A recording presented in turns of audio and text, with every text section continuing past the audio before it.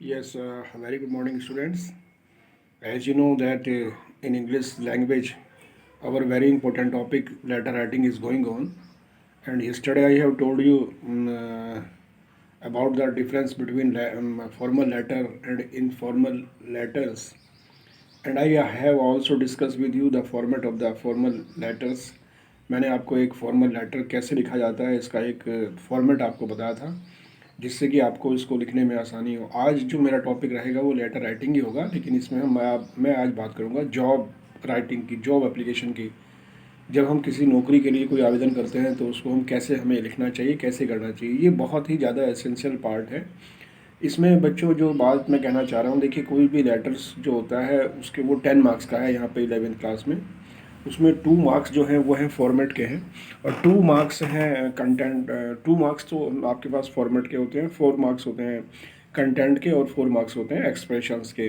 दोबारा फिर सुन लीजिए, 2 marks for format, 4 marks for content and 4 marks for expressions.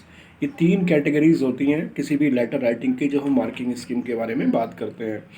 तो लेटर राइटिंग करते हुए सबसे पहले आपको सबसे बड़ा जो ध्यान रखना है वो फॉर्मेट का ध्यान रखना है कि वो फॉर्मेट अप्रोप्रिएट हो। जो जैसे मैंने कल आपको जब मैंने बताया था आपको फॉर्मल लेटर स्टार्ट करने के लिए 7 मैंने आपको फॉर्मेट बताए थे कि किस तरह से हम स्टार्ट करते हैं और किस तरह से हम लिखते हैं। आज जो मैं बात कर रहा हूँ वो कर रहा हूँ जॉब एप्लीकेशन के बारे में या जॉब लेटर्स के बारे में।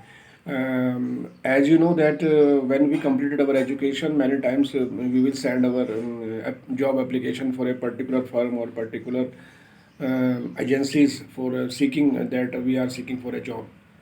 आज मैं इसके बारे में बात कर रहा हूँ। इसमें बच्चों आपने एक वर्ड सुना होगा, कई बार आपने सुना होगा बायोडाटा।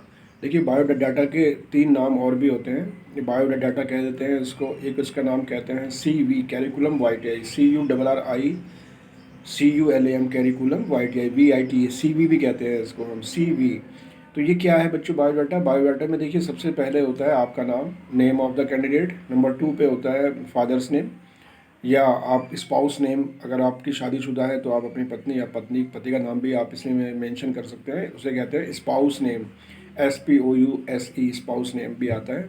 उसके बाद आता है आपका एड्रेस, उसके बाद आपका मोबाइल नंबर, उसके बाद आता है आपका एजुकेशन क्वालिफिकेशन, उसके बाद आता है वर्क एक्सपीरियंस, उसके बाद आता है प्रेजेंट जॉब, आप इस समय कहाँ पर जॉब कर रहे हैं, एंड एक्सपेक्टेड सैलरी, और उसके बाद आता है लास्ट में डिक्लेरेशन। तो ये सब बातें मैं आपको इसलिए बता रहा हूँ कि जिससे कि आप इसको अच्छी तरह से फॉर्मल लेटर्स को पढ़ें और समझें। यहाँ पे एक चीज़ और भी महत्वपूर्ण हो जाती है कि when you write down the formal letter you should be try to be write down along with the format and the other things, format, content and expressions. These are the 3 fundamental things when you start to writing a formal letter. जब भी आप एक formal letter start करें तो उसमें 3 चीज़ों को विशेष ध्यान रखें। पहला तो है फॉर्मेट का है, दूसरा कंटेंट का है और तीसरा एक्सप्रेशंस का है। यहाँ पर जो मैंने आपको बायोडाटा बताया, बायोडाटा के लिए मैंने आपको 3 नाम अभी और बताए। सबसे पहले एक तो मैंने बताया आपको CV भी हम इसको कह सकते हैं, और इसको हम CV भी कह देते हैं और बायोडाटा भी कह देते हैं। कि हमें बायोडाटा का मतलब क्या होता है कि आप अपने बारे में पूरी इन्फॉर्मेशन देंगे। भाई जब भी आप जॉब के लिए अप्लाई करेंगे तो एप्लीकेशन से पहले आपको अपना बायोडाटा बनाना होगा। बायोडाटा जब बना देंगे तभी तो आप जॉब के लिए एप्लीकेशन देंगे। तो मैं आपको इसके बारे में भी विस्तार से चर्चा करूँगा।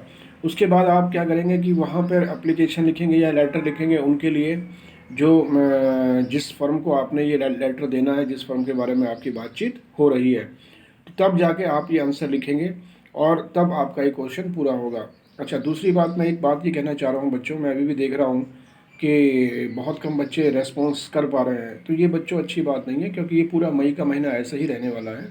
आप लोग अपनी पढ़ाई शुरू कर दीजिए और अपने क्वेश्चंस भी आप इसी माध्यम से मेरे से पूछ सकते हैं। अगर आपने कोई क्वेश्चन पूछना है तो आप 1 मिनट की वीडियो बनाइए और उसमें मुझे सेंड कर दीजिए मेरे ग्रुप में कि सर मैं ये हूँ, मेरा क्वेश्चन ये है, तो मैं उसका ज़रूर जवाब दूँगा।